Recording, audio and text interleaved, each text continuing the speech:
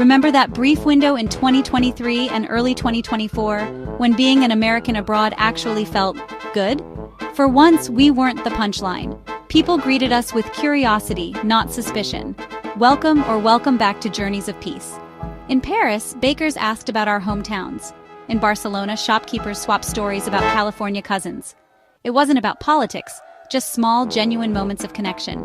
The world seemed to say, welcome back. We missed this version of you. Our passports felt like invitations, not warnings. The Biden era had softened things, and global approval of the US was up.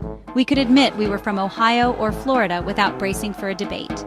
It was a golden, fleeting time. Travel felt lighter, friendlier, and free of baggage. We didn't realize it then, but it was a fragile peace.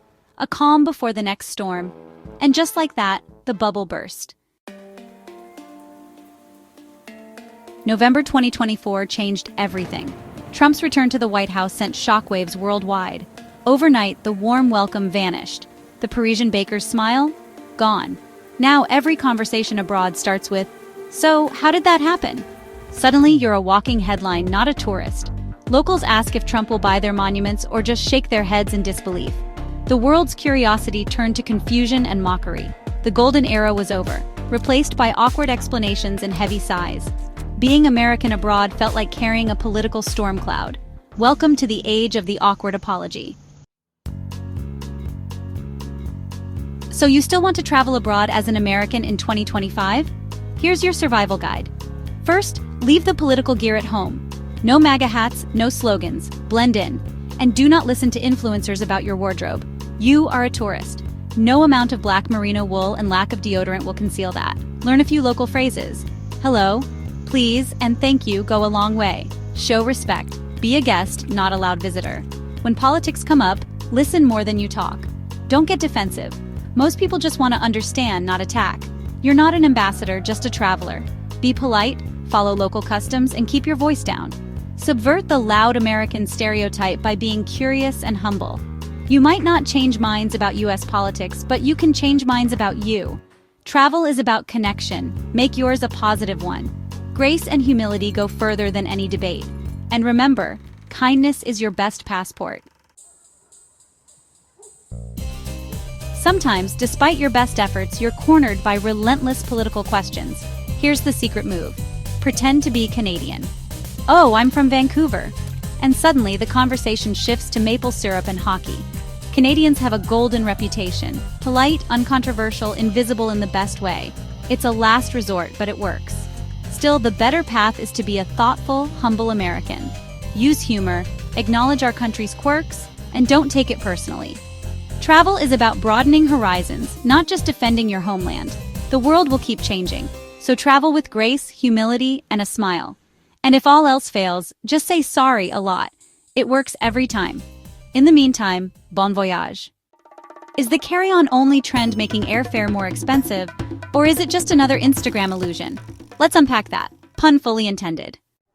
Hey, welcome back to Journeys of Peace, where I'm just trying to live a simple, peaceful, nomadic life to cope with the soul-crushing stress that modern travel and certain influencers keep making worse. Travel influencers, love them, hate them, or just quietly block them, they're everywhere. Jetting off to dreamy destinations, rocking those perfectly coordinated airport looks, and flexing those impossibly neat little carry-ons. They make it look easy. No checked bags, no baggage claim, just vibes, views, and surprise, rising airfare? Yep, here's what nobody's really talking about. The more we all copy that carry-on only lifestyle, the more airlines cash in. And not always in the way you think. Influencers set the trends. Packing cubes, space-saving hacks, smug airport struts. It all feels aspirational. But when everyone jumps on the trend, the overhead bins fill up, the flights sell out, and airlines, oh, they love it. More demand, more overbooked flights, more excuses to hike prices. It's basically airport economics, with better lighting and filter presets. Here's what they don't show you. The 4 a.m. flights, the 6 months ahead booking, the secret deals, the cousin who works for the airline, that dreamy $400 Euro trip? Yeah, they booked it when you were still recovering from New Year's. For the rest of us, copy-pasting influencer strategies, minus the fine print, often means scrambling and paying more than we bargained for. Are influencers personally responsible for higher airfare? Not exactly, but their trends, like the carry-on craze, quietly fuel demand. More people flying off peak, more competition for budget seats, more packed flights. Add that to over-tourism, airlines cutting routes, and general chaos. And yeah, prices creep up.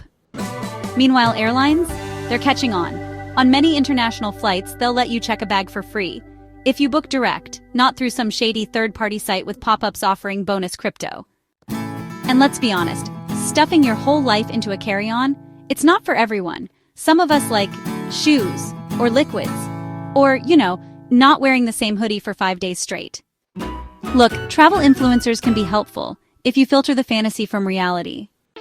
But when they're tossing around words like cheap, hack, budget, and crossing their arms in that dramatic don't do this pose, maybe, just maybe, ask yourself, is their advice real, or is it content? Like that pilot's wife who claims she flies with just a personal item? Sweetheart, unless your husband flies for cheap air, I'm not buying it. And I wouldn't board that plane across the Atlantic either. Or the influencer couple with a baby claiming carry-on only? Unless you shipped that kid and their stroller ahead in a box, which, side note, is probably a felony, you definitely checked bags. So what do you think? Is the carry-on only cult harmless, or low-key driving up airfare for the rest of us? Drop your hot take in the comments. I do read them, even the spicy ones. And hey, if you love exposing travel myths, money traps, or just roasting influencer trends, hit subscribe and check out my next video. You won't want to miss it.